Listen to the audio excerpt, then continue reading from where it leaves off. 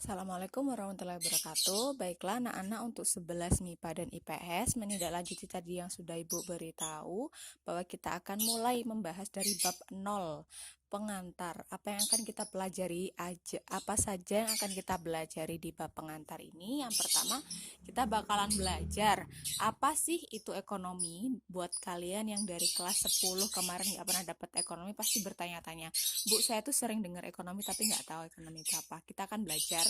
Kemudian, ngapa sih Bu saya harus belajar ekonomi? Yang kedua, terus bab 3, tujuan kegiatan ekonomi itu apa saja, Bu? Kemudian kita akan membahas kebutuhan, kelangkaan, permasalahan ekonomi, dan juga peran dan pelaku kegiatan ekonomi.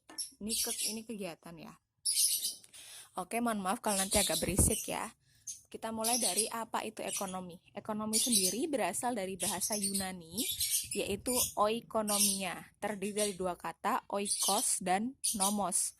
Oikos artinya rumah tangga, nomos artinya aturan.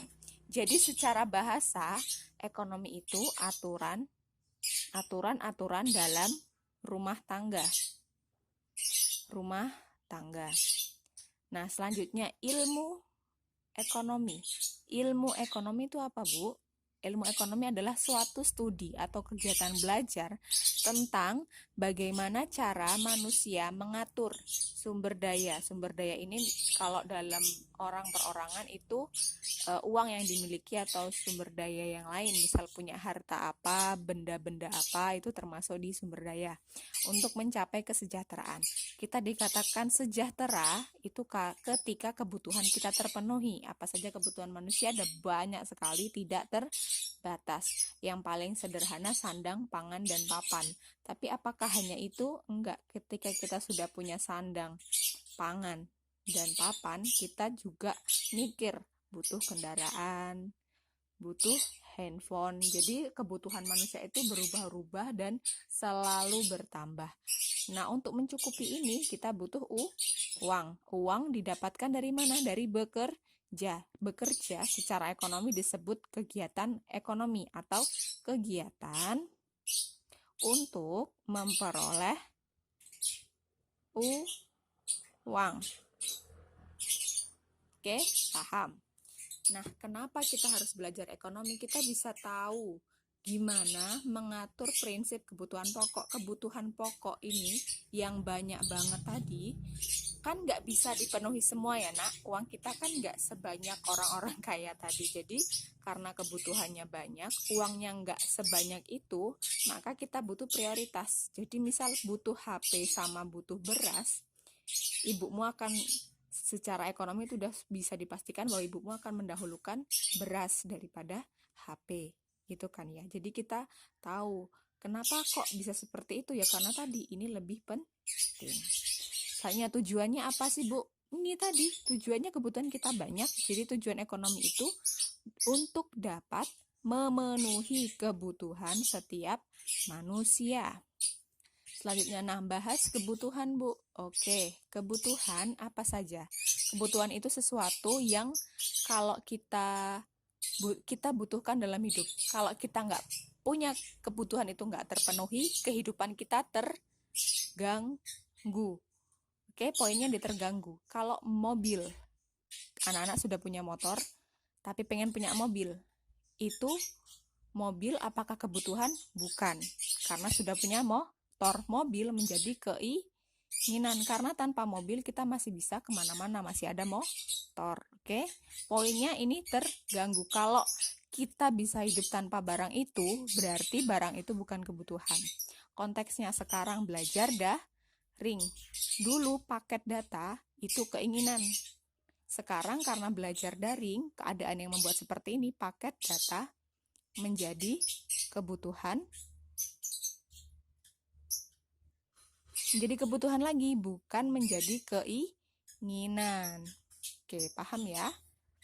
Nah, berdasarkan intensitasnya ada primer, sekunder, tersier. Untuk lengkapnya Ibu jelaskan di modul.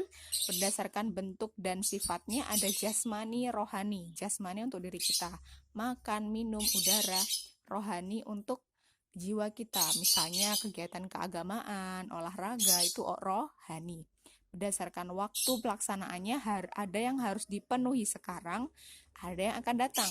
Kalau sekarang ini misal anak-anak sakit kepala, butuh obat, itu harus dipenuhi sekarang, nggak bisa yang akan datang. Kalau yang akan datang itu bisa ditunda-tunda. Nah, untuk subjeknya ini, orangnya dibutuhkan oleh individu atau kelompok. Kalau individu ya tiap orang kebutuhannya beda-beda, tapi kalau kelompok ini sama. Jadi misal anak-anak ikut kelompok menari, mau pentas nih. Mau pentas butuh apa? Butuh kostum. Semuanya belum punya kostum. Nah, kostum ini menjadi kebutuhan kelompok karena lebih dari satu orang yang butuh. Oke, bismillah ya, agak cepat ya. Nanti bisa diulang-ulang videonya sampai paham. Kemudian, kalau kebutuhan tadi Bu banyak, sumber daya kita Bu sedikit, uangnya sedikit. Berarti kan tidak semua kebutuhan ini bisa kita penuhi. Nah, kondisi ketika kebutuhan lebih banyak daripada uangnya itu dinamakan kelangkaan. Secara teorinya gini, secara enaknya. Jadi pengertiannya, kelangkaan adalah kondisi di mana keinginan dibandingkan kebutuhan manusia yang tidak terbatas. Oke, keinginan atau kebutuhan manusia tidak terbatas, sedangkan sumber daya yang ada terbatas. Oke. Lanjut, permasalahan ekonomi. Ada yang klasik, modern. Kalau klasik orang zaman dulu, mikirnya cuma produksi, distribusi, konsumsi. Zaman modern, zaman sekarang, what, how, for whom. What, apa yang mau diproduksi. How, berapa yang harus diproduksi. Berapa. For whom, untuk siapa. Oke, sekarang let's say, dulu orang zaman dulu cuma ngerti produksi, distribusi, konsumsi, cuma barang makanan aja, misalnya warung-warung aja yang jalan. Sekarang sudah ada on shop.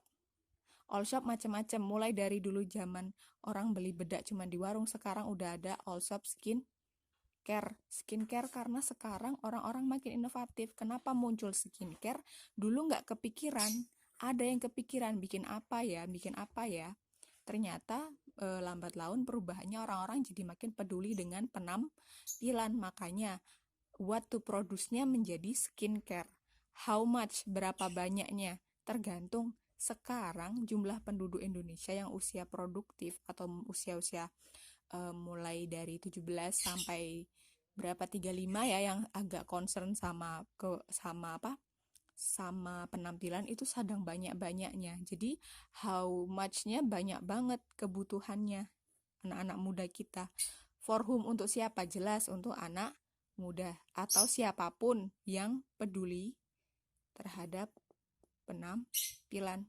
Dan ini akan selalu berubah. Mungkin sekarang barangnya belum ada. Dulu skincare itu kan nggak ada, nggak se-hype sekarang, nggak se-booming sekarang. Karena ada teori modern ini, keprediksi bahwa ada barang-barang yang mungkin saat ini nggak ada, tapi di masa depan akan menjadi ada. Yang terakhir, peran dan pelaku kegiatan ekonomi di masyarakat. Ada RTK, rumah tangga konsumen. Ini tadi kenapa rumah tangga Bu judulnya? Karena ekonomi itu aturan-aturan rumah tangga. Jadi konsepnya rumah tangga. RTK, rumah tangga konsumen atau orang yang mengkonsumsi. RTP, rumah tangga produsen.